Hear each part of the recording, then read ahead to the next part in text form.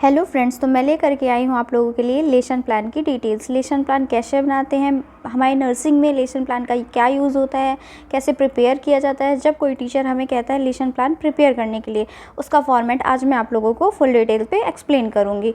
तो ये हमारा लेसन प्लान का फ्रंट पेज है। इसमें हम लिखते हैं नेम ऑफ़ टीचर। अगर स्टूडेंट है तो हम टीचर्स की जगह स्टूडेंट्स रिप्लेस कर सकते हैं।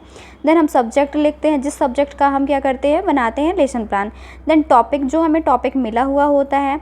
देन नेक्स्ट होता है हमारा मीडियम ऑफ टीचिंग, किस टाइप से हम टीचिंग करते हैं। ये मेनली हमने प्रिपेयर किया है टीचर के लिए, बट मीडियम ऑफ टीचिंग में हम ये भी लिख सकते हैं हिंदी से हमने किया है कि इंग्लिश से एक्सप्लेन किया है। देन आफ्टर हमारा आता है ड्यूरेशन में हमने कितने ड्यूरेशन में हमने इसे कंप्लीट किया है। फिर आएगा हमारा डेट, कि हमने किस डेट को ये क्या किया है, लेसन प्लान दिया है। देन नेक्स्ट आएगा हमारा प्लेस, कि हमने किस प्लेस पे ये लेसन प्लान को पूरा एक्सप्लेन किया है। देन नेक्स्ट आएगा हमारा मेथड ऑफ टीचिंग, किस टाइप से हमारी मेथड थी। एवीएट्स में आता है हमारा क्या क्या यूज़ किया हुआ है, जैसे कि वाइट बोर्ड्स, पोस्टर, पैम्पलेट्स, ये सारी चीज़ों का हम एवीएट्स में यूज़ करते हैं।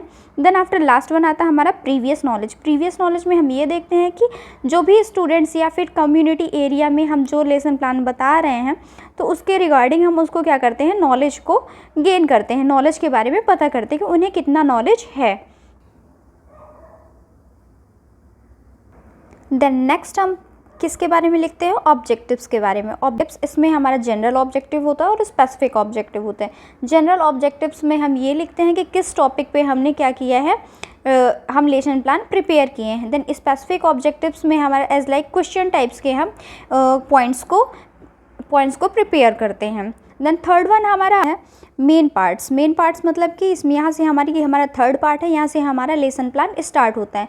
लेसन प्लान स्टार्ट करने से पहले इसमें कॉलम्स होते हैं। फर्स्ट कॉलम हमारा सीरियल नंबर रहता है, दूसरा हमारा टाइम रहता है।